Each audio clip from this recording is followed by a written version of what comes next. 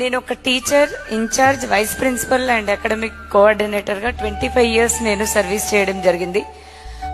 నేను ఈ ప్రొఫెషన్కి వస్తాను, నేను ఈ బిజినెస్ ఎంటర్ప్రీనర్ గా మారుతానని నాకైతే తెలీదు, అనుకోలేదు ఎప్పుడు కూడా.